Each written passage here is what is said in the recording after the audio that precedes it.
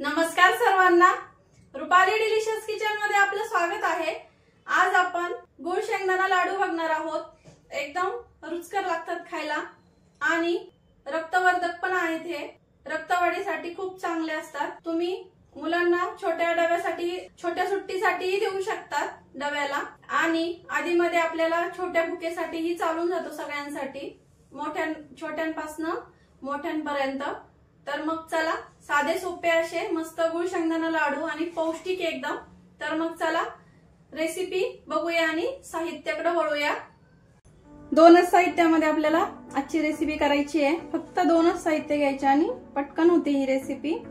तर इथं मी पाव किलो शेंगदाणे घेतले 250 ग्रॅम, आणि त्यासाठी 200 ग्रॅम इथं गुळ घेतलाय, आणि मी इथं काळ्या कलरचा गुळ घेतलाय। तुम्हाला जो आवडेल तो तुम्ही इथं देऊ शकतात, पण काळा गुळ चांगला असतो खाण्यासाठी, म्हणून इथं मी काळा गुळ वापरलेला आहे। आता शेंगदाणे आपल्याला एकदम असे खरपूस भाजून घ्यायचे। कढई गरम करायला ठेवली आहे, पूर्ण शेंगदाणे इथं टाकून घेणार आहे मी।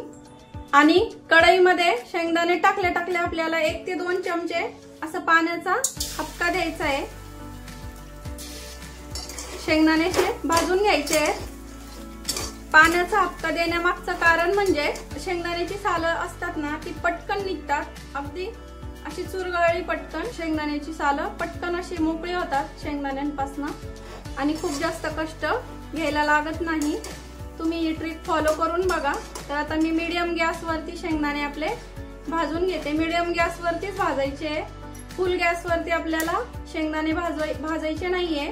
मीडियम गॅसवरती शेंगदाणे भाजल्यामुळं असे छान खरपूस भाजले जातात आणि खाताना असे मस्त छान कुरकुरीत लागतात। तर आता मी भाजून घेते मीडियम गॅसवरती। काळे डाग पडायला लागले की गॅस कमी करायचा, आणि आता इथनं पुढे आपल्याला मंद गॅसवर शेंगदाणे भाजून घ्यायचे, म्हणजे असे शेंगदाणे कुरकुरीत भाजल्यात जातात। गॅस एकदम पूर्ण मी कमी केलाय। कमी गॅसवर पण आपले आता शेंगदाणे भाजून झाले, हे बघू शकता, असे पटकन टरकल निघतात, गरम आहे खूप। आता शेंगदाणे भाजून झाले, आपण एका भांड्यामध्ये आता हे काढून घेऊया थंड करण्यासाठी।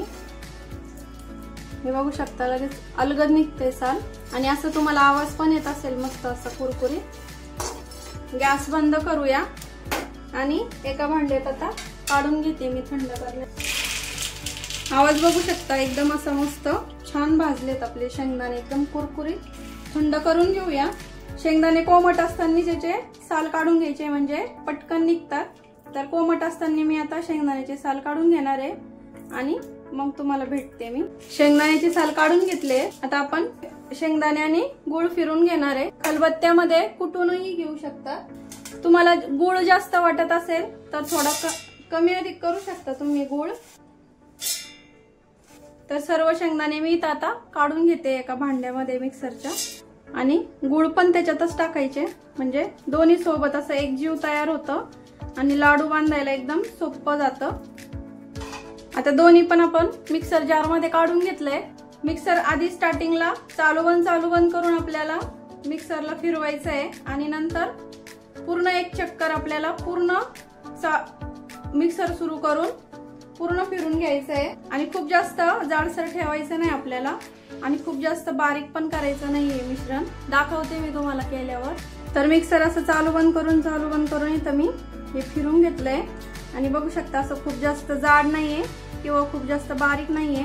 मिक्सरच्या भांड्यातनं काढलं की आपल्याला हे सर्व असं मोकळं करून घ्यायचं, आणि पूर्ण मिश्रण असं हाताने एकत्र करून घ्यायचंय। तर आता सर्व मिश्रण मी असं त्याच्या गाठी वगैरे सगळ्या फोडून घेतलंय। मिक्सरला फिरवल्यामुळे थोड्या होतात गाठी। मिश्रण सगळं आता एकजीव करून घेतलंय। लाडू बांधून घेऊया।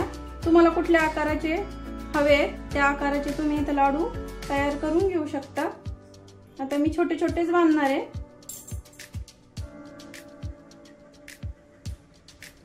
म्हणजे आपल्या हातात मावतील असे, म्हणजे मुलं पण कंटाळा करत नाही खायला।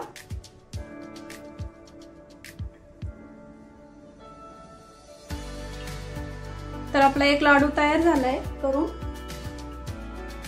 काढून घेऊ एका भांड्यामध्ये।